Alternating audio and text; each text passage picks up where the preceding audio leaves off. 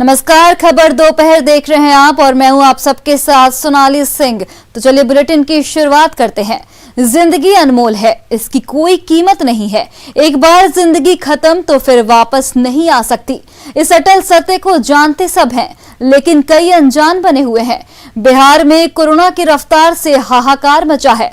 अस्पतालों में लोग डॉक्टर के सामने गिड़गिड़ा रहे हैं, अपने परिजनों को बचाने की गुहार लगा रहे हैं।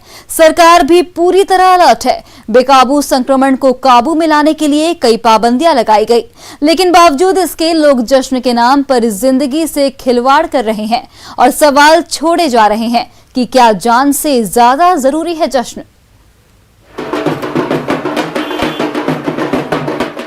डरावनी है रफ्तार, मच रहा हाहाकार।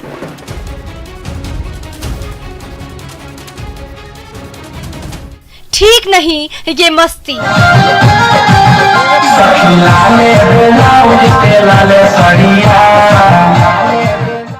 जान इतनी भी नहीं सस्ती।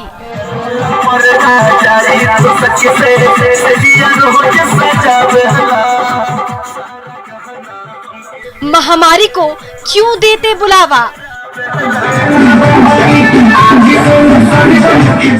नियमों के साथ कब तक छलावा?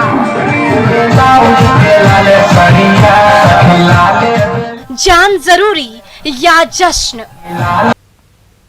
कोरोना की स्थिति विस्फोटक है और इसी समय मुंडन, उपनयन संस्कार और शादियों का मुहूर्त भी चल रहा है। डॉक्टर और विशेषज्ञ बार बार आगाह कर रहे हैं कि नियमों का पालन ठीक से नहीं किया तो स्थिति इतनी भयावह हो सकती है जिसकी आप कल्पना भी नहीं कर सकते। न्यूज 18 बिहार झारखंड के दर्शकों से अपील है कि नियमों का ठीक से पालन करें। बेहद जरूरी हो तभी घरों से बाहर निकलें। हमेशा मास्क पहनकर रहें। कोविड गाइडलाइंस का खुद भी पालन करें और दूसरों को भी इसके लिए जागरूक करें। अब बेतिया की ही तस्वीर देख लीजिए। शादी समारोह में कोरोना गाइडलाइंस की धज्जियां उड़ाते लोग नजर आ रहे हैं। तस्वीरें योगापट्टी थाना क्षेत्र के करखाना टोला गांव की है, जहां एक बारात में डांसर्स ने अश्लील गानों पर ठुमके लगाए और लोग बिना मास्क पहने उस पर ताल मिलाते नजर आए। न किसी के चेहरे पर मास्क है, न कोई सोशल डिस्टेंसिंग का पालन कर रहा। ये हाल तब है जब जिले में 3000 से ज्यादा कोरोना के एक्टिव केस हैं। 57 लोगों की कोरोना से मौत हो चुकी है।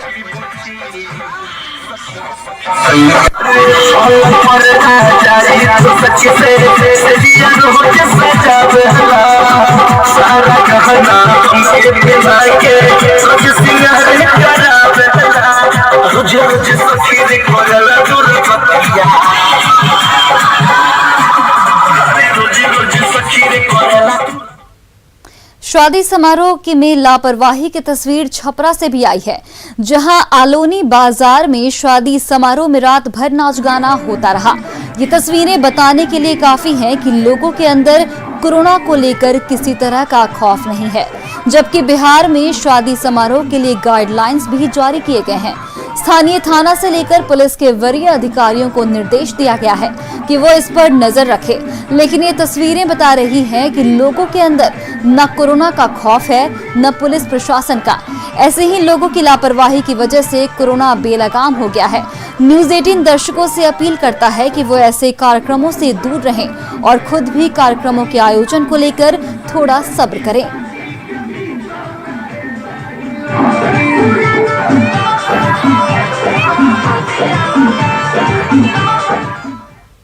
जश्न के नाम पर लापरवाही की और भी तस्वीरों को दिखाएंगे, लेकिन उससे पहले बिहार सरकार ने जो कोरोना के खतरे को देखते हुए नियम जारी किए हैं उसे जान लेते हैं। बिहार में लगा है नाइट कर्फ्यू। रात 9 बजे से सुबह 5 बजे तक नाइट कर्फ्यू है। 15 मई तक बिहार में शिक्षण संस्थान बंद हैं। बिहार में सभी परीक्षाएं स्थगित कर दी गई हैं।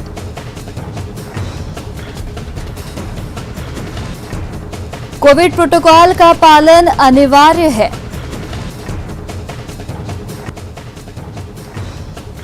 खुले में बगैर मास्क के घूमने पर पाबंदी लगाई गई है। सरकार की यह सख्ती इस वजह से है कि सिर्फ कड़ाई से ही कोरोना को हराया जा सकता है, लेकिन इसके बाद भी लोग घोर लापरवाही बरत रहे हैं। नाइट कर्फ्यू के बाद भी देर रात कार्यक्रम आयोजित हो रहे हैं। ये तस्वीरें नालंदा जिले के लक्ष्मी बेघा गांव की है। तस्वीरें मंगलवार देर रात की है, जहां बाबा बख्तौर की पूजा के बाद रात में डांसर्स को बुलाया गया। यहां रात भर नाच गाना होता रहा। कोरोना प्रोटोकॉल की धज्जियां उड़ती रही। हैरानी की बात है कि पुलिस ने कोरोना के प्रति लोगों की लापरवाही कम नहीं हो रही। भागलपुर के मिर्जानहाट में बारात निकाली गई, लेकिन कोरोना गाइडलाइन का पालन नहीं किया गया। मास्क और सोशल डिस्टेंसिंग के बगैर ही सभी लोग डांस कर रहे थे। मौके पर मौजूद हमारे संवाददाता आशीष रंजन की ये रिपोर्ट देखिए।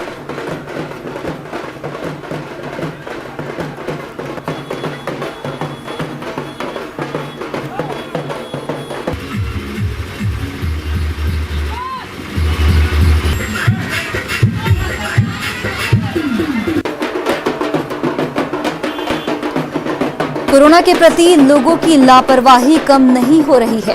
भागलपुर के मिर्जानहाट में बारात निकाली गई, लेकिन कोरोना गाइडलाइन का पालन नहीं किया गया। मास्क और सोशल डिस्टेंसिंग के बगैर ही सभी लोग डांस कर रहे थे। सरकार और पुलिस मुख्यालय के द्वारा कोरोना के बढ़ते संक्रमण को लेकर शादी विवाह में भी जो है गाइडलाइन जारी कर दिया है। इसको लेकर जो है कई तरह के गाइडलाइन है, जिसमें मास्क लगाना जरूरी है, सैनिटाइजर की व्यवस्था करना है। लेकिन जिस तरह से आप देख सकते हैं कि भीड़ है, पूरी भीड़ है और कहीं से भी इसका पालन होता नजर नहीं आ रहा है। और लोग जो है मस्ती में कहीं सारी चीज़ को भूल रहे हैं और लोग मस्ती में है, पूरी मस्ती में है। लेकिन जो सबसे बड़ा सवाल है कि भागलपुर में आज भी जो है लगभग 700 ऐसे मरीज हैं जो कोरोना पॉजिटिव हो गए। वहीं 13 लोगों की मौत भी हो गई है। पुलिस मुख्यालय के जो आदेश है उसके दावे के बावजूद भी कोई पुलिस प्रशासन हो या जिला प्रशासन के द्वारा जो है शादी विवाह के बारात में इस तरह की कहीं भी मॉनिटरिंग अभी तक होती नजर नहीं आ रही है। और एक तरह से कहें तो कोरोना को लेकर जो है जितने भी दावे किए जा रहे हैं सरकार के द्वारा वो सारे फेल होते नजर आ रहे हैं। आशीष रंजन, न्यूज़ 18 भागलपुर।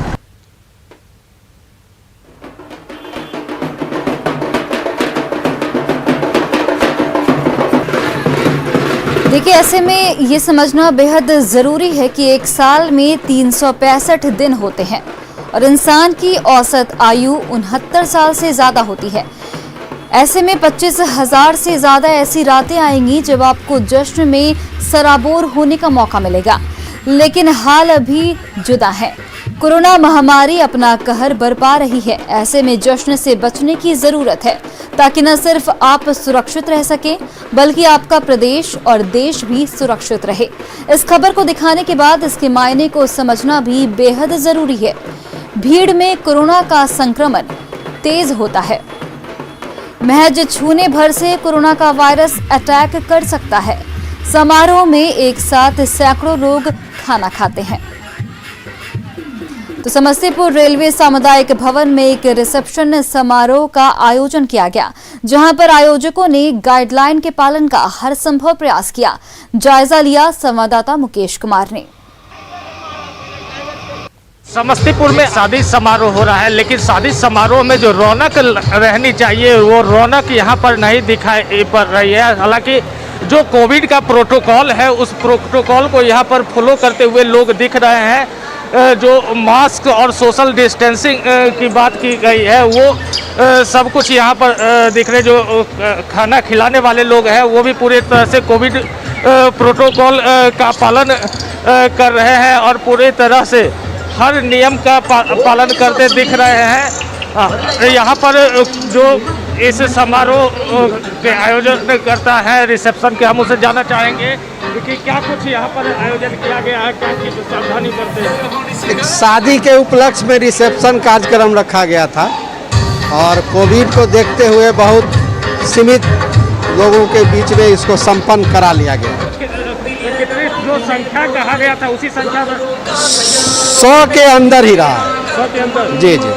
तो यहाँ पे जो रिसेप्शन समारोह के आयोजक हैं उनके द्वारा बताया गया जो कोविड के नियमों का यहाँ पर पालन करते हुए संख्या 100 के करीब रखी गई है और जो भी एहतियाती कदम होता है वो उठाया गया है। Rakesh Kumar, news 18 network, Samastipur. और किशनगंज में कोरोना मरीजों से अवैध वसूली की खबर सामने आई है। प्राइवेट अस्पताल मरीजों से तय सरकारी दर से ज्यादा पैसे ले रहे हैं। पैसे की ज्यादा डिमांड के कारण कई मरीज प्राइवेट अस्पताल में भर्ती नहीं हो रहे। हालांकि अस्पताल प्रबंधन इस तरह के आरोपों को खारिज कर रहा है। वहीं प्रशासन का कहना है कि वो जांच के बाद कार्रवाई करेगा।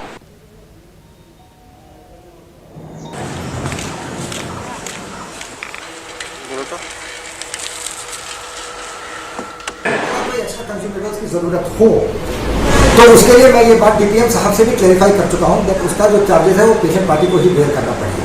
आपको जो 20,000 या कुछ आसपास शायद बताया गया होगा वो एक रफ एस्टिमेट बताया गया है। किसी भी पेशेंट की जो ज़रूरतें होती है वो अलग अलग हो सकती है। कुछ पेशेंट को सिटी स्कैन की जरूरत पड़ सकती है, कुछ को नहीं पड़ सकती। पेशेंट पार्टी तो हाफलेस हो जाएगा, पेशेंट पार्टी तो सर हाफलेस हो जाएगा सर 25,000 सुन के मैनेजर के द्वारा वो तो।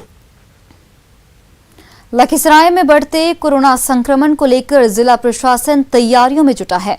जिले के लोग अफवाह से बचें और पैनिक न हो, इसको लेकर सदर अस्पताल परिसर में कोविड कंट्रोल रूम बनाया गया, जिसके टोल फ्री नंबर पर किसी भी समय लोग फोन कर अपनी परेशानियों को बता सकते हैं। कंट्रोल रूम का जायजा लिया न्यूज 18 संवाददाता राकेश कुमार ने। लखीसराय जिले में बढ़ते कोरोना संक्रमण को लेकर जिला प्रशासन पूरी तैयारी में है। जिलेवासी अफवाह से बचे और पैनिक ना हो, इसको लेकर जिला प्रशासन ने कोविड कंट्रोल रूम का बनाया है। देख सकते हैं यहाँ पे यह सदर अस्पताल परिसर में कोविड कंट्रोल रूम बनाया है, जिसमें यहाँ पे टोल फ्री नंबर भी जारी की गई है 180034566626 और 06346233090। तो यह टोल फ्री नंबर है। इस पे लोग जिनके साथ जो परेशानी होगी वो इस टोल फ्री नंबर पे फ़ोन करेंगे और यहाँ जो मौजूद विशेषज्ञ रहेंगे उनको सलाह देंगे कि आखिर किस तरह से वो पैनिक ना होंगे और क्या दवा उनको चलना है। तो आइए जानते हैं यहाँ पर क्या स्थिति है। यहाँ से उनको सलाह दिया जाता है फ़ोन कर करके भी, और जो वहाँ से फ़ोन करते हैं उनको कुछ सलाह दिया जाता है जैसा दिक्कत है उनको। अच्छा, कौन लोग सलाह देते हैं? हम फार्मासिस्ट हैं। एक बड़ी लापरवाही मानी जाएगी कि सेकेंड शिफ्ट में डॉक्टर नहीं है, ऐसे में जो लोग फोन करेंगे उनको सलाह कैसे दी जाएगी। राकेश, न्यूज 18 लखीसराय। वहीं बेतिया में भी कोरोना कंट्रोल रूम लगातार काम कर रहा है। फोन करने पर दवा से लेकर इलाज तक के सुझाव दिए जा रहे हैं। कंट्रोल रूम कैसे काम कर रहा है ये बता रहे हैं न्यूज 18 संवाददाता प्रफुल्ल कुमार। कोरोना के बढ़ते संक्रमण को लेकर जिले के लोगों को मदद करने के लिए, नोवेल कोरोना वायरस से निपटने के लिए और उसके चेन को ब्रेक करने के लिए लोगों को मदद करने जिला कमांड एंड कंट्रोल रूम बनाया गया है। ये टेलीमेडिसिन परामर्श केंद्र है। आप देख सकते हैं कि इसमें ये 24/7 जो है वो काम किया जा रहा है। लोग फोन कर रहे हैं और फोन पर ही लोगों को मदद दी जा रही है। इसके अलावा जो जानकारी है बचाव की, वो भी जानकारी लोगों तक पहुंचा रही है। हमारे साथ इस मेडिसिन सेंटर के जो डॉक्टर हैं जो तैनात हैं यहाँ पे, इनसे हम जानना चाहेंगे कैसे काम कर रहा है, क्या कुछ व्यवस्था है यहाँ पे? यहाँ पर हम लोग टेलीमेडिसिन के द्वारा मरीज जो है उसको हम लोग सुझाव दे रहे हैं, जो दवा की आवश्यकता है उसकी बता रहे हैं, और आवश्यकता पड़ने पर अगर सीरियस मरीज है तो उसको हम लोग आपको गवर्नमेंट एम्बुलेंस द्वारा गवर्नमेंट मेडिकल पर MJK में हम लोग वहाँ पर एडमिट करा दें। मतलब वीडियो कॉल से भी कुछ? हाँ, वीडियो व्हाट्सएप वीडियो कॉलिंग है, उस पर भी हम लोग सुझाव दे रहे हैं। फेस टू फेस बात कर मरीज की समस्या को हम लोग जो है उसको हल करें। जिले के हर कोने से आ रही है? हाँ, जिले के हर कोने से आ रही है। तो देख सकते हैं आप, ये टेलीमेडिसिन सेंटर है, परामर्श केंद्र है। यहाँ लोगों को जो भी मरीज है, जो भी कोरोना के लक्षण जिसमें मिल रहा है, जो लोग फोन कर रहे हैं उनको एंटरटेन किया जा रहा है। 3 शिफ्टों में यहाँ पे काम हो रहा है और 24 घंटे 24/7 ये सुविधा जो है यहाँ के लोगों को दी जा रही है। प्रशासन की ये पहल जो है कहीं न कहीं कोरोना चेन को तोड़ने में कारगर साबित हो रही है। प्रफुल्ल कुमार, न्यूज 18 बेतिया। इस बार कोरोना संक्रमण में मरीजों को सबसे ज्यादा ऑक्सीजन की जरूरत पड़ रही है। सीतामढ़ी सदर अस्पताल में ऑक्सीजन की कमी को पूरा करने के लिए ऑक्सीजन कंसंट्रेटर लगाया गया है, जो हवा से ऑक्सीजन को निकालकर मरीजों तक पहुंचाता है। एक मशीन से 2 मरीजों के ऑक्सीजन की आपूर्ति होती है। ये मशीन कैसे काम करती है ये बता रहे हैं सीतामढ़ी संवाददाता राकेश रंजन। कोरोना महामारी को लेकर पूरे देश की स्थिति लगातार खराब होती जा रही है और बिहार की स्थिति भी दिनों दिन भयावह होती जा रही है। इन सब के बीच जो स्वास्थ्य के क्षेत्र में कई ऐसे बेहतरीन व्यवस्थाएं देखने को मिल रही है जिससे रोगियों को काफी सहूलियत उपलब्ध कराया जा रहा है। इन दिनों ऑक्सीजन सिलेंडर के कारण कई रोगियों की मौत हो गई थी और पूरे बिहार में ऑक्सीजन सिलेंडर के नहीं रहने से जो कोरोना संक्रमित मरीज है उनको काफी परेशानियों का सामना करना पड़ा था। मैं इस पर खड़ा हूं सीतामढ़ी सदर अस्पताल में और मैं आपको एक तस्वीर दिखाना चाहता हूं कि यहां पर ऑक्सीजन कंसंट्रेटर की व्यवस्था की गई है। इस मशीन के जरिए तकरीबन 2 लोगों को 24 घंटा कृत्रिम तरीके से ऑक्सीजन की व्यवस्था कराई जाती है और ऑक्सीजन सिलेंडर नहीं होने पर भी रोगियों की जान नहीं जा सकती है। तो काफी बेहतरीन व्यवस्था कही जा सकती है सीतामढ़ी सदर अस्पताल की यह व्यवस्था है और यहां तकरीबन यह मशीन 4 उपलब्ध है जिसमें तकरीबन 8 लोगों को 24 घंटा ऑक्सीजन उपलब्ध कराया जा सकता है। इसमें किसी भी तरीके की कोई व्यवस्था की कमी नहीं हो सकती है और सिर्फ बिजली होना चाहिए और यहाँ रोगियों को ऑक्सीजन उपलब्ध कराया जा सकता है। आप तस्वीर देख सकते हैं इसी मशीन के जरिए जो बेड पर मरीज महिला मरीज पड़ी है उनको ऑक्सीजन दिया जा रहा है। हम बात करते हैं सीतामढ़ी के सदर अस्पताल के स्वास्थ्य प्रबंधक से और बात करते हैं क्या है यह मशीन। देखिए ये ऑक्सीजन कंसंट्रेटर एक इलेक्ट्रॉनिक मशीन है जो यहाँ के अपने वातावरण से ऑक्सीजन बनाकर मरीजों को देती है। अच्छा, तो कितने दिनों से है ये? है हमारे पास जब भी कोरोना आया था उसके समय लगभग शुरुआती दौर में जो अति हुआ था उसी समय से हमारे पास 4 मशीन है, चारों काम कर रहे हैं। एक मशीन से 2 आदमी को एक बार में हम ऑक्सीजन दे सकते हैं। इसमें सिर्फ लाइन रहना चाहिए। हमारी इमरजेंसी में यही सुविधा है। अभी ऑक्सीजन सिलेंडर नहीं रहने पर इसको कोई मतलब नहीं, इससे कोई मतलब नहीं। हमको सिर्फ बिजली रहना चाहिए, मशीन ठीक रहना चाहिए। ऑक्सीजन सिलेंडर की कोई आवश्यकता नहीं है। ऑक्सीजन ही बनाता है और सप्लाई करता है। एक बार में एक मशीन से 2 आदमी को हम ऑक्सीजन देते हैं। कितने मशीन है? 4 मशीन अभी हमारे पास यहाँ पर इमरजेंसी में उपलब्ध है। 8 लोगों को एक बार में हम यहाँ पर ऑक्सीजन उपलब्ध करा रहे हैं। इससे काफी इसको कहा जा सकता है बेहतर व्यवस्था। हाँ, एक समय में जब सब तरफ ऑक्सीजन की कमी थी तो यही मशीन हमारे लिए कारगर सिद्ध हुआ था। तो आपने देखा ये सीतामढ़ी सदर अस्पताल के स्वास्थ्य प्रबंधक थे जिनका कहना था कि जब ऑक्सीजन सिलेंडर की कमी महसूस हुई थी तो इसी मशीन के जरिए कई लोगों की जिंदगी बचाने का काम किया गया था और यह काफी कारगर व्यवस्था कही जा सकती है। राकेश रंजन, न्यूज 18 सीतामढ़ी। झारखंड में स्वास्थ्य सुरक्षा सप्ताह मनाया जा रहा है लेकिन लोगों की लापरवाही बरकरार है। गोड्डा सब्जी मंडी का नजारा देखकर आप हैरान रह जाएंगे। यहां सोशल डिस्टेंसिंग तो दूर, लोगों ने मास्क लगाना भी उचित नहीं समझा। सब्जी मंडी का जायजा लिया न्यूज 18 संवाददाता गौरव झा ने।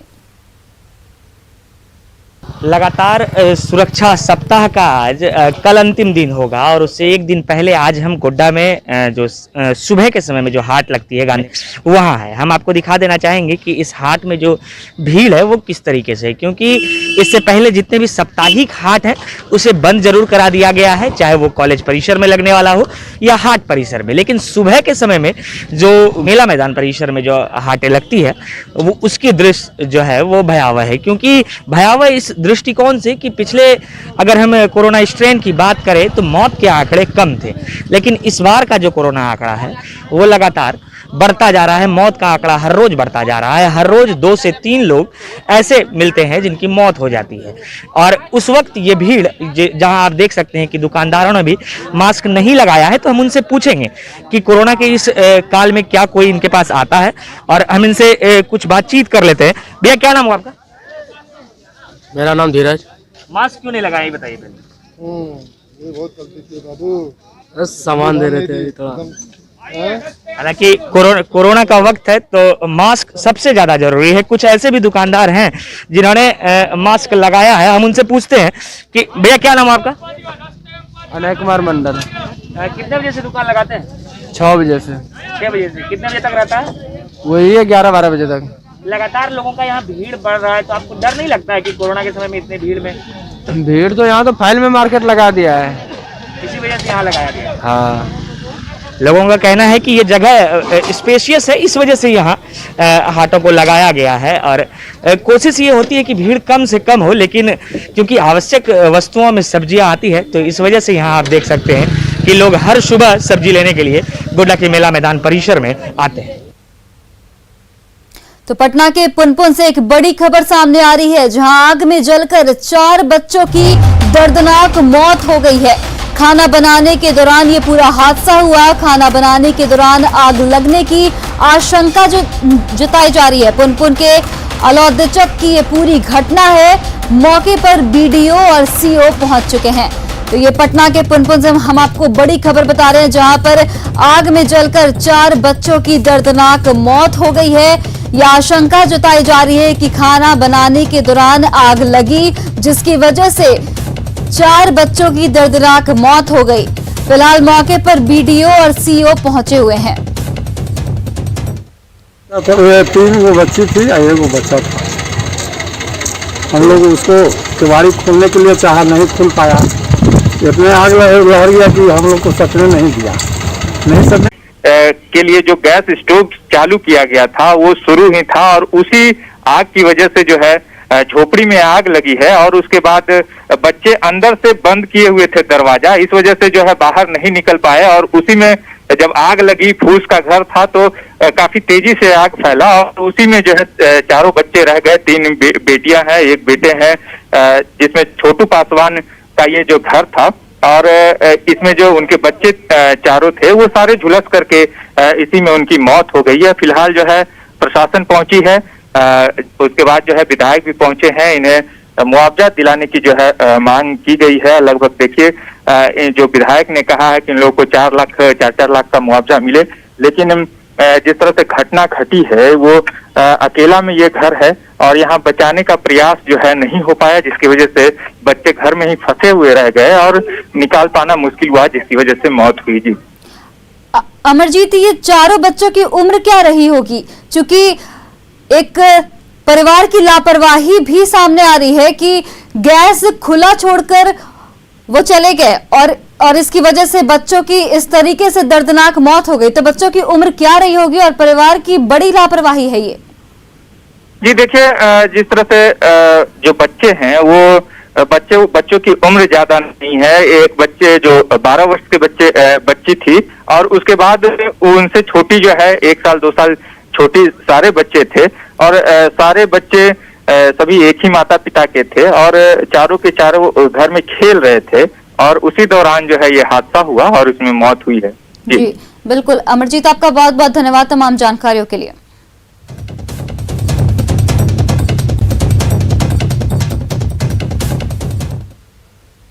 तो फिलहाल इस बुलेटिन में इतना ही। देश और प्रदेश की तमाम बड़ी खबरों के लिए आप देखते रहिए न्यूज़ 18 बिहार झारखंड।